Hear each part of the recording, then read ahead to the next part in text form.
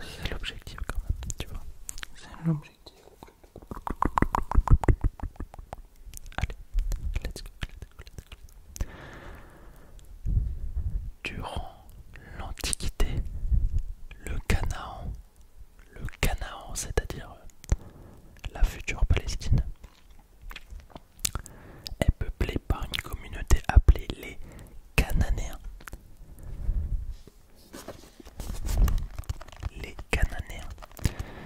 Et eux-mêmes n'avaient pas forcément une conscience nationale unifiée.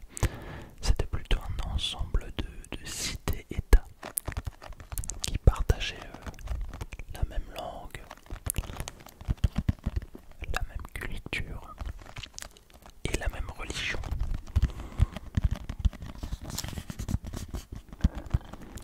Une religion polythéiste, hein, donc centrée sur plusieurs divinités, plusieurs dieux, comme les Grecs à l'époque.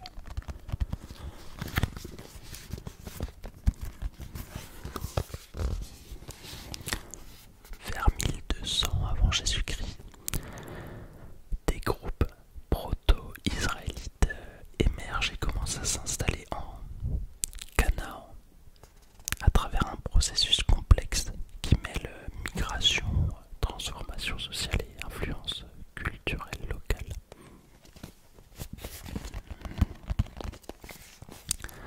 Et attention, parce que même si les récits bibliques racontent que les Israélites ont quitté l'Égypte et sont arrivés en Canaan par une conquête dirigée par Josué, il n'existe à ce jour aucune preuve archéologique solide qui va dans ce sens. C'est même plutôt l'inverse. Les recherches montrent que l'émergence d'Israël a plutôt été progressive.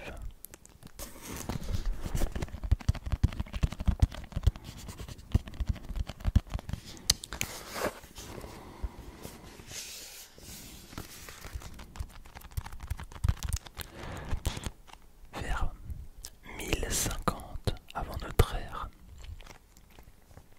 le royaume unifié d'Israël est créé, réunissant les tribus hébraïques sous une seule monarchie. Donc il y avait un roi, c'était un royaume. C'est ça qui est assez fou. Au Xe siècle avant notre ère, ce royaume éclate en deux royaumes hébraïques. Donc on aura le royaume d'Israël au nord et le royaume de Juda au sud, dont la capitale est Jérusalem pour ce deuxième royaume.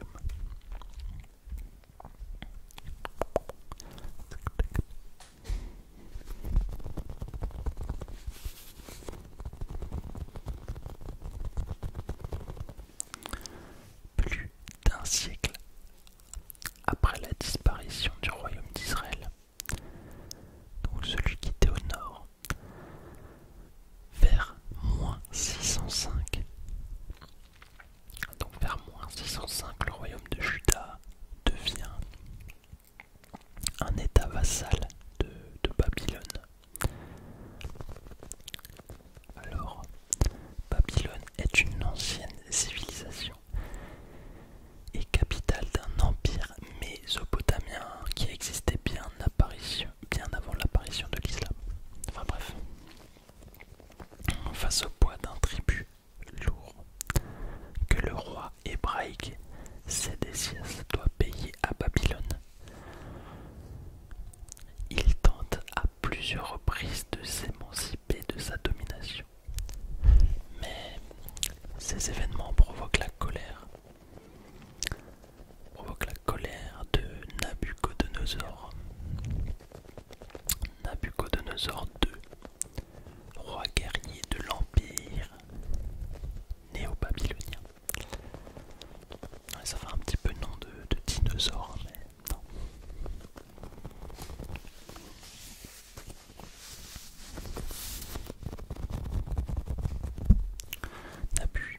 Nabuchodonosor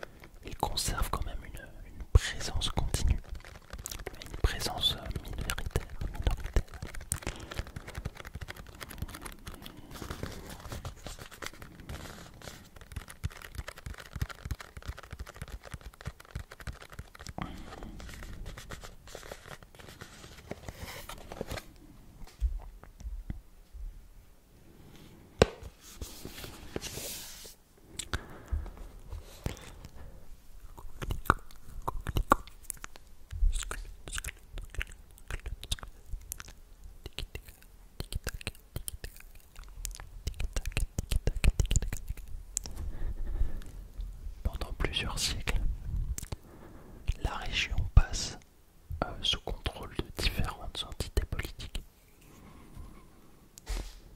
De la domination perse, où le temple de Salomon est reconstruit, en passant par la domination hellénistique après la conquête de la région par Alexandre le Grand en -332. Et bien sûr jusqu'à la domination romaine en 63 avant notre ère.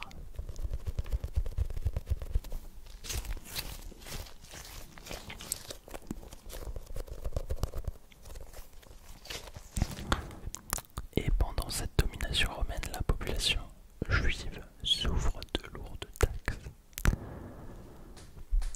de conflits aussi, avec les autorités romaines, mais aussi de divisions internes. En 66 après Jésus-Christ, une grande révolte éclate contre la domination romaine. Une grande révolte éclate. Les Romains détruisent la ville et mettent le feu au second temple. Donc ils détruisent la ville de Jérusalem et ils mettent le feu au second temple qu'on appelait aussi le temple d'Hérode.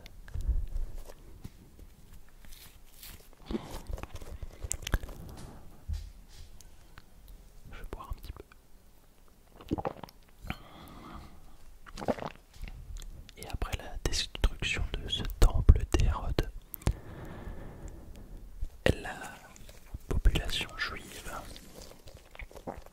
qui était minoritaire connaît une dispersion massive appelée la diaspora. La diaspora. La diaspora. La diaspora. La répression romaine est si sévère que beaucoup de juifs se trouvant orphelins de centres culturels et religieux fuient la région. C'est vrai qu'il y en a quand même certains qui restent, mais les autres se dispersent à travers tout l'Empire romain et continuent de se développer hors de la Palestine.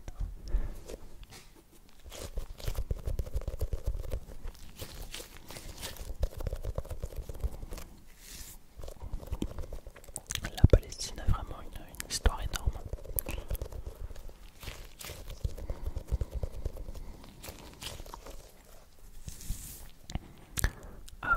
Avant 637, Jérusalem est sous contrôle byzantin. Alors, faut pas oublier que Byzance, c'est l'empire romain d'Orient. Et est majoritairement chrétienne. Jérusalem est majoritairement chrétienne. Mais en 637, le calife Omar ibn al-Khattab prend Jérusalem pacifiquement après un siège mené par les armées musulmanes. La ville passe alors pour la première fois sous le contrôle du califat Rachidoun. Alors je sais pas comment on dit. Rachidoun. Attends. C'est quoi? Je vais regarder vite fait. Et tu vas voir parce qu'on va faire.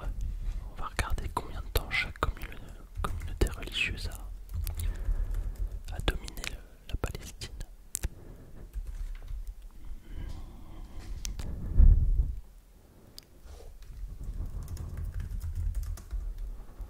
Voilà. Ouais, c'est Rachidoun.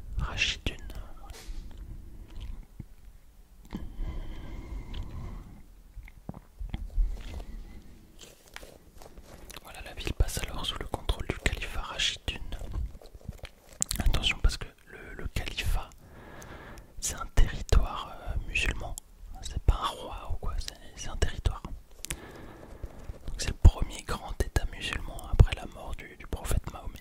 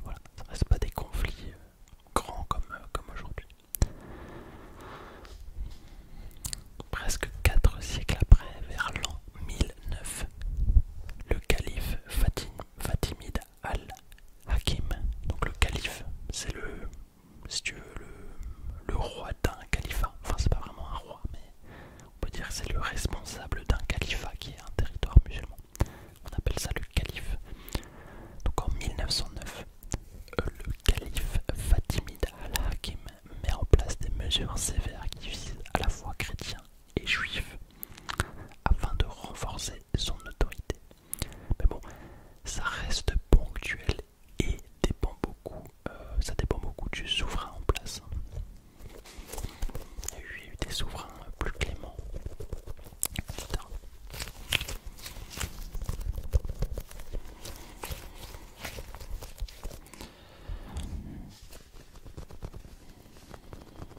Je fais un peu de tapping sur mon téléphone, ça va faire du bien. À la toute fin du XIe siècle, et là ça devient intéressant, à la toute fin du XIe siècle, en pleine période des croisades, l'équilibre des communautés s'effondre. Partis d'Europe en 1096, les croisés arrivent à Jérusalem en juillet 1099, après avoir conquis plusieurs villes en chemin. Je ferai une petite vidéo sur les croisades et je te la mettrai juste ici, si je me souviens bien. Si je m'en souviens. Il faut que je me le note, je vais me le noter dans un bloc-notes pour mettre une fiche une fois que je l'aurai tourné.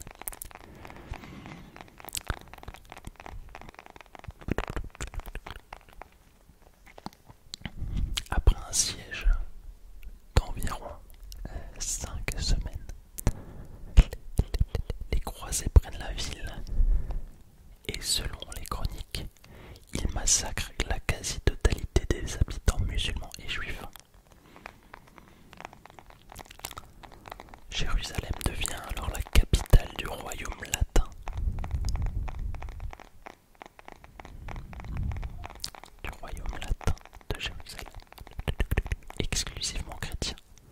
Les musulmans et les juifs sont bannis dans un premier temps. Mais après, il y a une sorte de cohabitation qui va se mettre en place, notamment sous Saladin. Alors, je suis allé voir le film justement Kingdom of Heaven. Alors, je te le conseille vraiment parce qu'il parle de cette période où tu as notamment Balian. Comment il s'appelle de nouveau? Ouais, voilà. Balian Tibelin sous la gouvernance de Baudouin IV, qui va un petit peu changer l'histoire de Jérusalem et de son peuple chrétien. Parce qu'effectivement, en 1187, le musulman Saladin, qui est sultan d'Égypte et de Syrie, défait l'armée croisée. Si t'as vu le film Kingdom of Heaven, effectivement tu connais déjà cette histoire. Mais en gros, Balian Tibelin mène la défense de Jérusalem et arrive à négocier grâce à sa technique, à sa stratégie militaire, arrive à négocier avec Saladin. Saladin qui est un roi très clément. Il était connu pour être clément, pour sa clémence. Et justement, Saladin offre un passage pour le peuple de Jérusalem qui est chrétien pour rentrer en Europe. Et juste avant, le roi c'était Baudouin IV et il avait la lèpre depuis tout petit, donc il est mort très jeune. Enfin, tout ça on le voit dans le film, tu l'as peut-être vu, c'est un roi avec un masque comme ça et une croix. Enfin, t'as déjà dû le voir sur TikTok ou autre. Enfin bref, très très bon film. Donc Saladin rentre dans Jérusalem sans massacre généralisé grâce justement à Balian Tibelin. Parce qu'il va aussi, il va être malin, il va dire attention parce que sinon je détruis tous les monuments sacrés.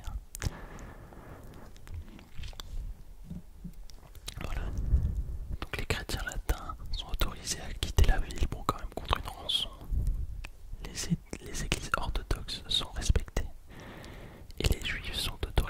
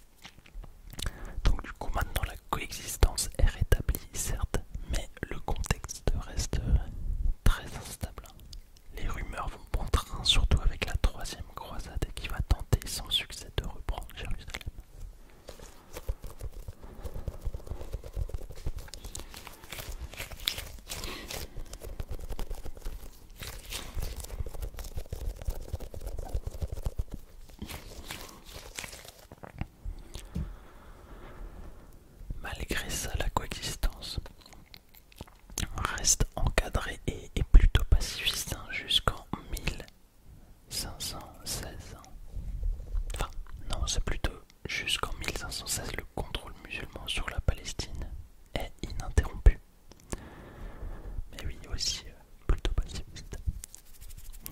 Sous plusieurs dynasties, bien sûr. On a les Fatimides, les Ayyoubides, les Mamelouks, etc.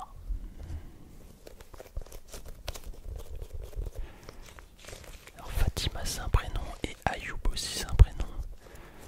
C'est marrant.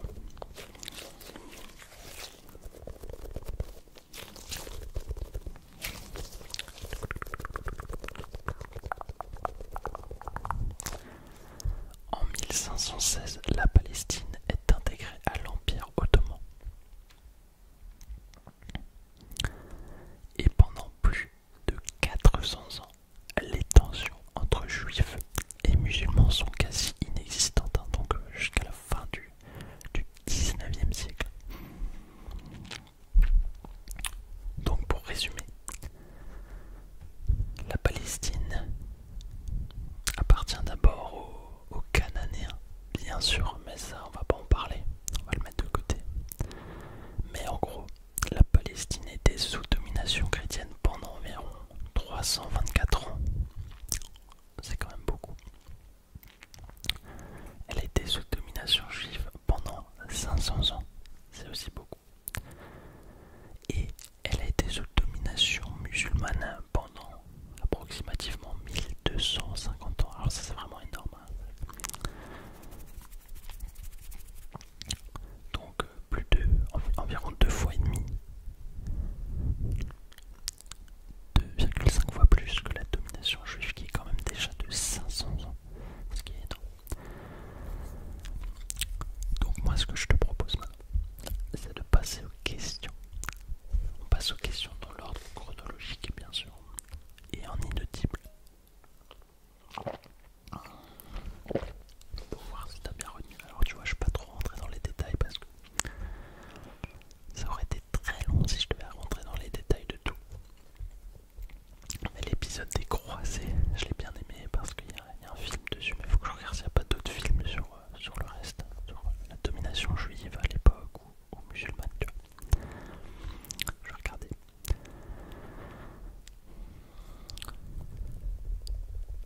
Alors, première question. Quel est le nom le plus ancien donné à la Palestine durant l'Antiquité?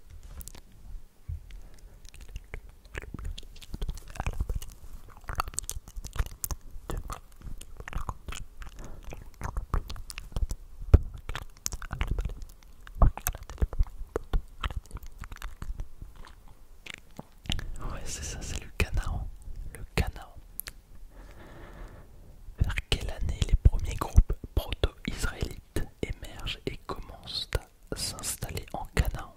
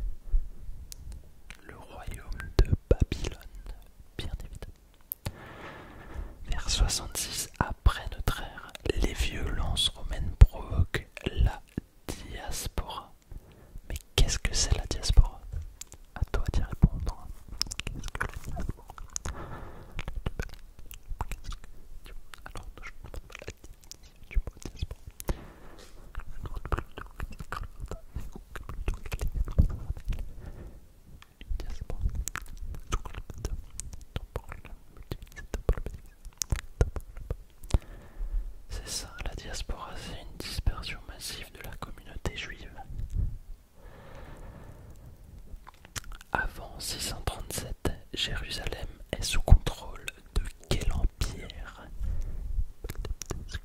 Avant 637, du contrôle de quel empire? Empire romain. Et puis tu as l'empire romain. Le contrôle de mais par contre, il a quand même un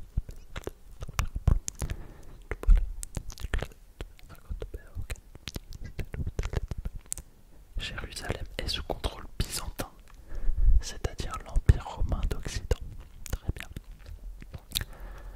Après 637, quelle communauté religieuse reprend pacifiquement le contrôle du territoire de Jérusalem?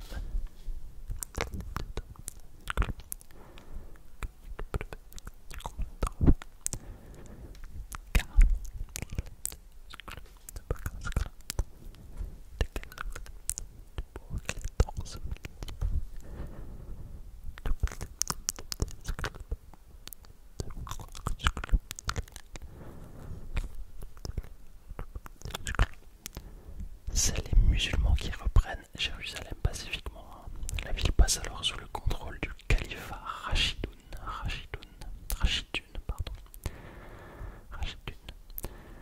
À la fin du XIe siècle, des expéditions chrétiennes commencent et permettent aux chrétiens de reprendre le contrôle de Jérusalem. À la fin du XIe siècle, comment s'appellent ces expéditions? Bon là c'est question bonus. Mais c'est plus pour éviter le Paléon de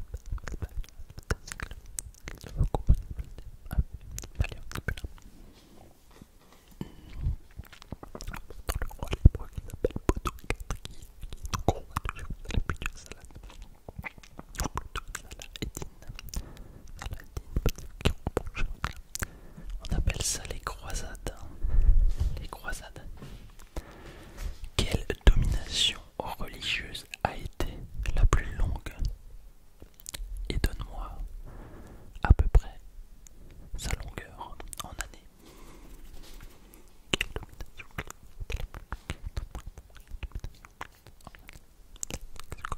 alors c'est juste pour se donner un ordre d'idée de l'histoire, du contrôle de la communauté religieuse, et donc forcément ça a un impact sur l'histoire aussi tout ça. Mais oui, c'était bien les musulmans. Mais malgré cette domination musulmane, c'est là où je voulais en venir. L'idée du retour en terre d'Israël est présente dans la tradition religieuse juive, et ce depuis l'Antiquité. Mais les obstacles pour y parvenir étaient jusque-là trop nombreux. On avait la domination étrangère, les voyages étaient coûteux voire dangereux, et on avait des conditions religieuses insatisfaites, etc. Et si cette idée relevait plus d'une prophétie religieuse que d'une volonté politique, elle change radicalement de nature à partir du 19e siècle. Et on va étudier tout ça dans la prochaine vidéo que je te mets juste ici, où j'explique chronologiquement les origines